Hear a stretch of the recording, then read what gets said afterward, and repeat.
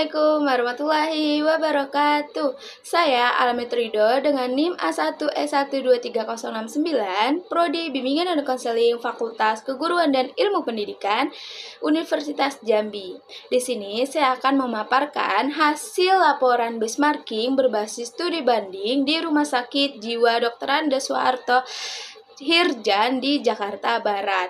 Untuk mata kuliah benchmarking dengan dosen pengampu yaitu Bapak Muhammad Hamdi, SPD, MPD. Pertama ada profil lembaga. Menurut Direktorat Jenderal Kesehatan Lanjutan Kementerian Kesehatan Republik Indonesia tahun 2025, jenis lembaga dari Rumah Sakit Jiwa Dr. Andes Soeharto Hirjan di Jakarta ini merupakan rumah sakit khusus milik pemerintah pusat di bawah Kementerian Kesehatan Republik Indonesia dan diklasifikasikan sebagai rumah sakit khusus dengan tipe A.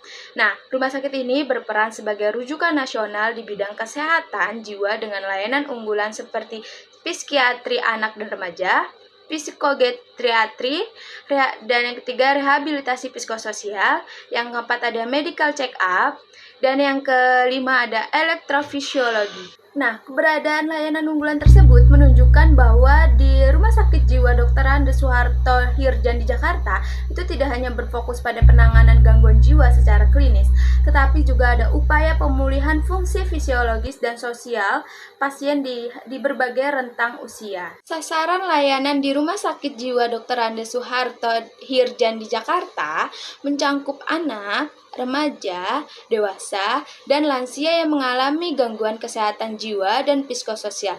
Nah, selain pasien, keluarga juga menjadi sasaran layanan melalui konseling dan edukasi sebagai bagian dari pendukung pemulihan pasien. Layanan bimbingan konseling di Rumah Sakit Jiwa Dr. Andes Soeharto Hirjan di Jakarta terintegrasi dengan layanan psikologi klinis dan rehabilitasi psikososial. Nah, untuk konselingnya diberikan yaitu konseling individu, konseling kelompok, dan konseling keluarga. Konseling individu untuk mengeksplorasi pengalaman pribadi dan strategi coping, dan untuk kelompok yaitu untuk mengembangkan keterampilan sosial dan dukungan antar pasien, dan untuk konseling keluarga yaitu untuk memperkuat dukungan emosional dan komunikasi antar keluarga tersebut. Nah, secara keseluruhan layanan BK diarahkan sebagai pemulihan fungsi sosial, kemandirian pasien, pengendalian perilaku, dan persiapan reintegrasi keluarga dari keluarga maupun ke masyarakat. Yang kedua ada proses layanan BK. Nah, alur layanan konseling di Rumah Sakit Jiwa Dr. Andes Soeharto Hirjan di Jakarta dimulai dari pendaftaran pasien, baik dari rujukan atau pendaftaran langsung. Nah, selanjutnya itu pasien menjalani asesmen awal yang mencangkup pemeriksaan medis, psikologi, dan kondisi sosial yang menentukan kebutuhan layanan untuk pasien tersebut. Nah, berdasarkan dari hasil asesmen, pasien diarahkan ke layanan yang sesuai, termasuk konseling individu, konseling kelompok, atau program rehabilitasi psikososial. Nah, proses konseling dilakukan secara bertahap dan berkelanjutan, disertai evaluasi berkala untuk memantau perkembangan pasien dan menentukan tindak lanjut seperti reintegrasi pasien ke lingkungan keluarga dan masyarakat. Selanjutnya ada jenis layanan BK di Rumah Sakit Jiwa Dr. Andes Soeharto Hirjan di Jakarta. Ini mencangkup 3 fungsi, yaitu preventif, kuratif, dan pengembangan. Fungsi preventif di sini dilakukan melalui edukasi, kesehatan mental, dan pencegahan kekambuhan. Nah, yang kedua ada fungsi kuratif. Fungsi kuratif melalui konseling dan psikoterapi, sedangkan fungsi pengembangan diwujudkan melalui program rehabilitasi psikososial, yaitu menurut Dinas Kesehatan Provinsi Bali 2019. Selanjutnya ada peran konselor. Menurut Kementerian Kesehatan Rumah Sakit Jiwa Dr. Andes Soeharto Hirjan di Jakarta tahun 2024, konselor berperan melakukan asesmen psikologi, memberikan konseling individu dan kelompok, serta mendampingi pasien dalam rehabilitasi psikososial. Konselor juga bekerjasama dengan tenaga medis dan keluarga pasien agar layanan konseling berjalan secara terpadu dan holistik. Yang ketiga ada jenis kasus dan pendekatan konseling.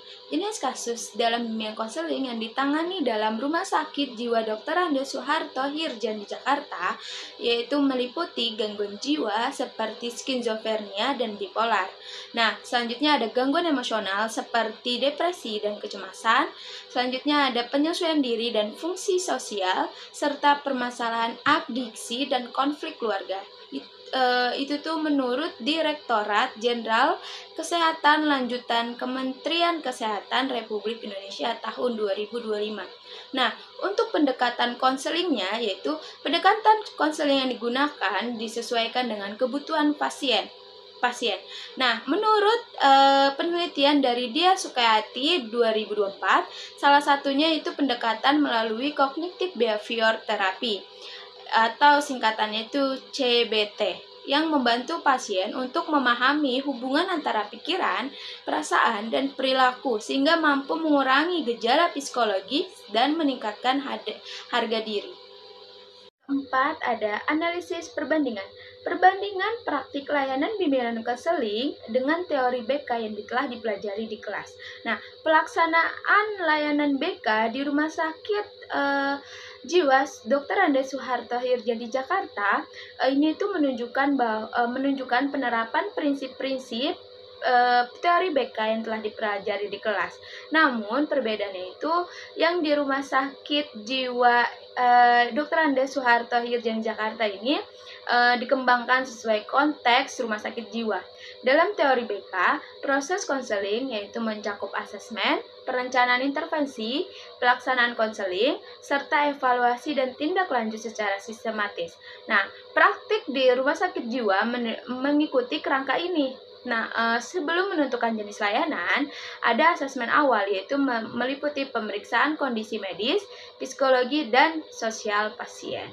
Selanjutnya ada kesesuaian antara praktik dan teori BK dalam Rumah Sakit Jiwa Dr. Andes Soeharto Hirjan di Jakarta dengan teori BK.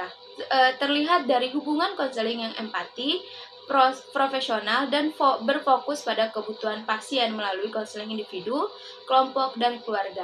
Nah, perbedaannya ini tuh terletak pada konteks layanan yang bersifat klinis, di mana layanan BK di rumah sakit lebih intensif, struktur, dan terintegrasi dengan perawatan medis.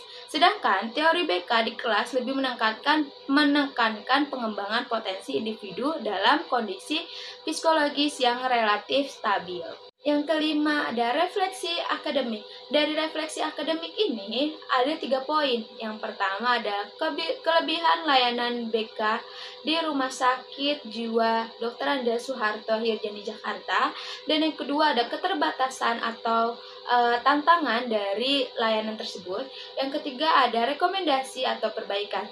Nah, kelebihan layanan BK di Rumah Sakit Jiwa Dr. Andes Soeharto Hirjan di Jakarta yaitu terletak pada rehabilitasi psikososial yang mendukung pemulihan fungsi sosial pasien secara menyeluruh. Nah, layanan itu didukung oleh tim lintas profesi sehingga intervensi psikologis dapat diselaraskan dengan penanganan medis secara holistik dan profesional.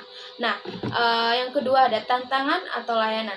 Nah, tantangan layanan BK di Rumah Sakit Jiwa Dr. Andes Soeharto Hirjan di Jakarta meliputi yaitu kondisi pasien atau gangguan mental yang membutuhkan konseling jangka panjang serta keterbatasan waktu konseling akibat jumlah pasien yang tinggi tapi kurangnya konselor, tenaga konselor. Jadi pasiennya itu lebih tinggi dibandingkan tenaga konselor sakit jiwa Dr. Andes Soeharto Hirjan di Jakarta. Nah, yang terakhir ada rekomendasi perbaikan. Dari perspektif mahasiswa BK, peningkatan layanan dapat dilakukan melalui penguatan konseling, pengembangan dalam rehabilitasi psikososial. Nah, penyusunan program reintegrasi sosial yang lebih terstruktur, serta penguatan kerjasama dengan institusi pendidikan BK melalui kegiatan magang, observasi, dan penelitian. Sebagai penutup, dapat disimpulkan bahwa layanan bimbingan dan konseling di Rumah Sakit Jiwa Dr. Andes Soeharto Hirjan di Jakarta telah berjalan secara profesional dan sesuai dengan teori BK, meskipun dikembangkan dengan konteks layanan klinis. Diharapkan layanan ini dapat terus ditingkatkan, khususnya dalam penguatan konseling pengembangan dan program reintegrasi sosial pasien. Dengan demikian pemaparan yang dapat saya sampaikan. Saya ucapkan terima kasih atas perhatiannya dosen pengampu yaitu Bapak Muhammad Hamdi, SPD, MPD, dan teman-teman sekalian. Saya Alamin Ridho, pamit undur diri. Assalamualaikum warahmatullahi wabarakatuh.